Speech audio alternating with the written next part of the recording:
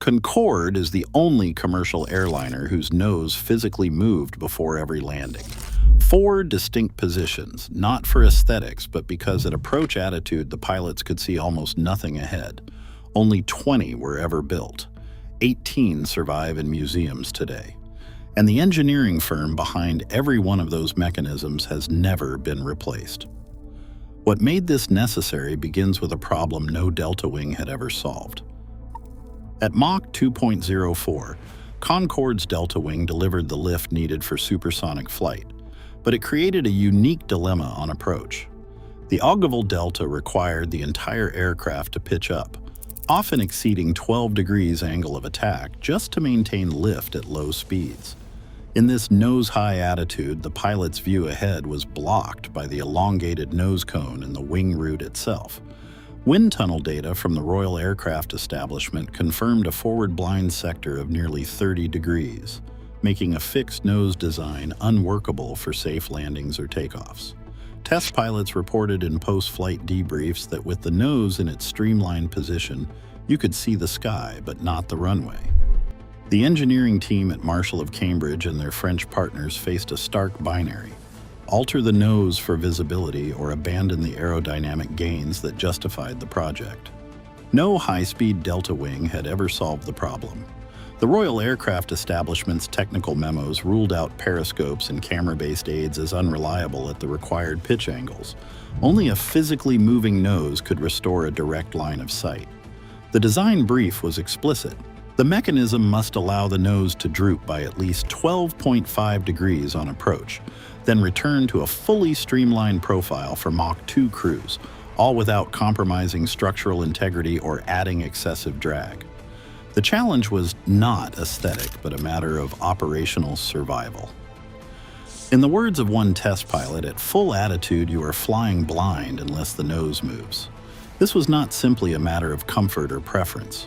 For the Anglo-French partnership, the entire viability of a supersonic airliner depended on solving a visibility crisis that no previous aircraft had faced.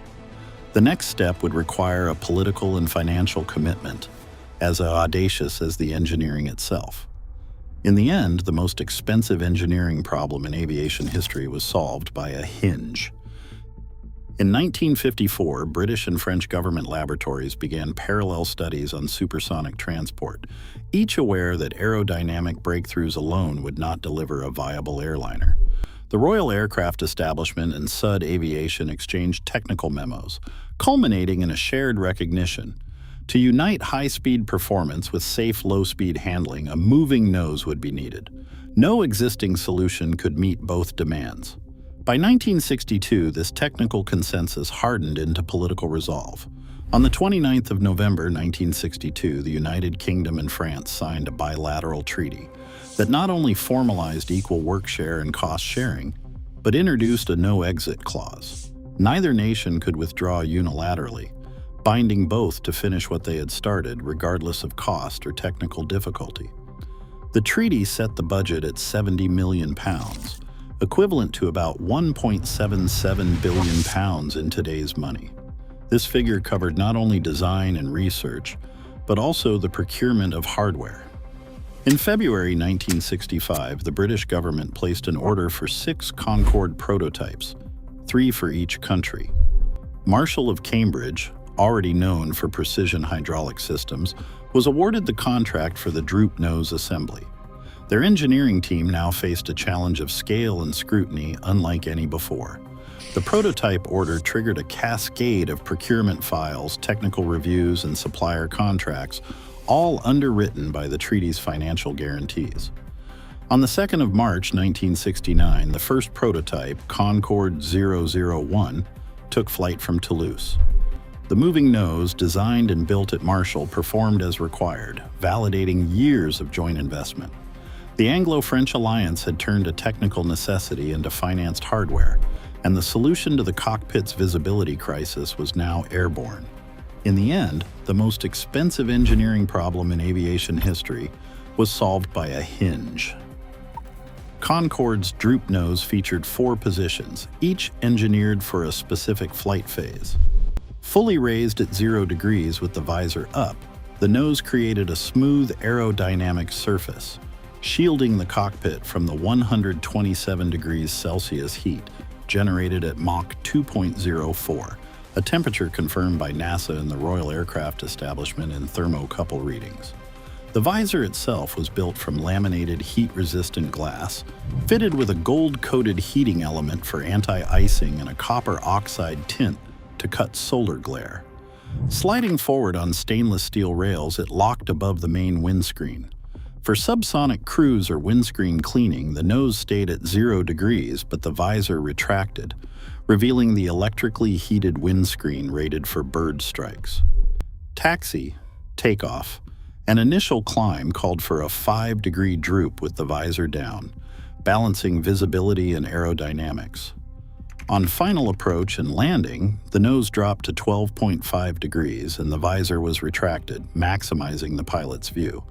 The hinge, just ahead of the pilot seats, allowed seamless transitions, uniting material science and mechanical precision in a single, elegant solution. Prototype flight testing exposed the limits of Concorde's earliest droop nose concept. The first test aircraft, Concorde 001 and 002, were built with a two-piece metal visor and an extended droop angle of 17.5 degrees. RAE flight logs and post-flight debriefs document the consequences. At maximum droop, pilots reported losing all forward visual reference, especially during crosswind landings. Structural sensors recorded measurable flex in the nose bulkhead under aerodynamic load, with plus 0.8 degree deviation at 2G, exceeding the hinge's design tolerance. The 11th test flight, conducted at 350 knots, confirmed that while the hydraulic system could reliably lower the nose and stow the visor, the excessive droop compromised both pilot orientation and structural integrity. As a result, Engineering Change Order ECO 1973-14 capped the production nose at 12.5 degrees and introduced a reinforced bulkhead and revised banana link fittings. While Concorde's solution was refined through evidence and iteration, the Soviet Tu-144 took a different path. Its nose cone was fixed, with a permanently attached visor and a periscope for forward vision, an arrangement that limited adaptability during approach. The Tu-144 completed only 55 commercial flights before its 1978 retirement.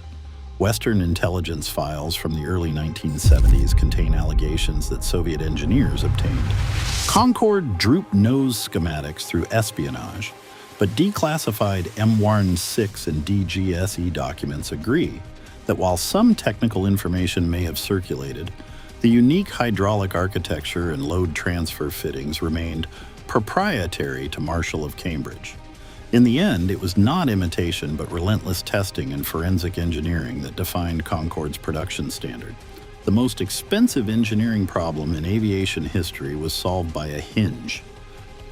Concorde's moving nose depended on a triple-layered hydraulic safety system, designed so that no single failure could bring it down. The number 3 green hydraulic system powered the actuator jacks for both nose and visor. If the green system failed, pilots could switch to the yellow standby circuit, which would only lower the nose and visor. It would never raise them, guaranteeing a safe landing setup. If both systems lost pressure, a manual lever in the cockpit released the uplocks, letting gravity drop the nose to 5 degrees, and the visor would spring into its stowed position. Marshall of Cambridge, tracing its roots to 1909, engineered the system's reliability. Their signature banana fittings were curved, high-strength aluminum links that transferred loads from nose to fuselage. Each was machined to a 0.15 millimeter tolerance and checked for microcracks. Marshall's hydraulic schematics revealed 2 tandem actuator jacks and a separate visor jack, all mounted on reinforced frames. Every nose assembly faced ultrasonic checks and 150 full actuation cycles before service. This fail-safe logic meant Concorde's nose never failed in flight. Concorde entered commercial service on the 21st of January 1976, flying at 60,000 feet and routinely crossing the Atlantic in just 3 hours and 15 minutes. The aircraft carried between 92 and 128 passengers in a dense 2 by 2 by 2 by 2 cabin layout, with British Airways and Air France crews trained specifically for the demands of supersonic operation and the Droop nose's unique procedures. Airline records show that during its operational peak, Concorde generated an average net profit of £30 million per year for British Airways alone, equivalent to about £54 million in today's terms. This profitability rested on high ticket yields, aggressive fuel hedging, and a dedicated maintenance regime for the hydraulic and thermal systems that kept the Droop nose reliable at Mach 2.04.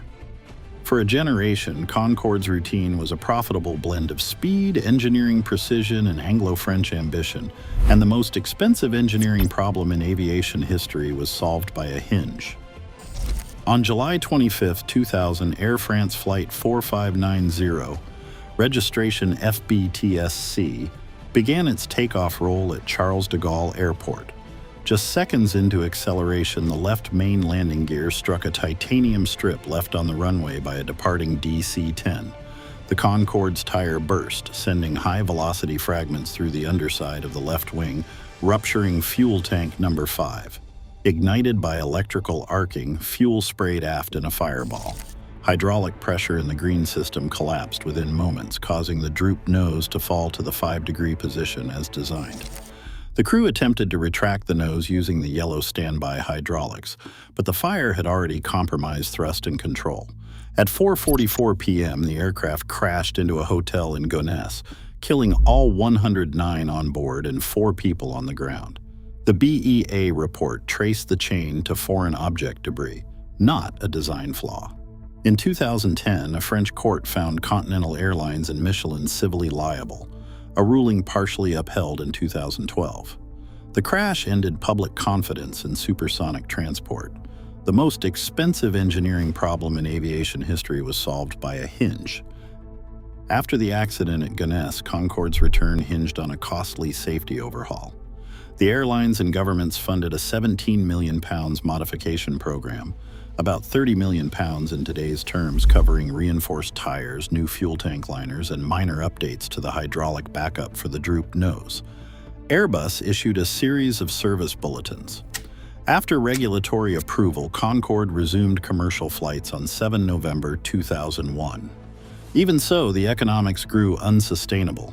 By early 2003, the supply of certified spares ceased, and maintenance planners faced mounting costs with no prospect of new parts. Air France withdrew its last Concorde in May 2003. British Airways followed on 24 October 2003. Of the 20 aircraft built, 18 survive. Many are preserved in museums. Manchester's G-BOAG and Duxford's G-AXDN still demonstrate the full nose mechanism. Today, Boom Overture's design team, aiming for Mach 1.7 with 64 to 80 seats, studies Concorde's legacy closely. In 2025, the FAA cited Concorde's Droop nose as a reference in new supersonic certification orders. The most expensive engineering problem in aviation history was solved by a hinge.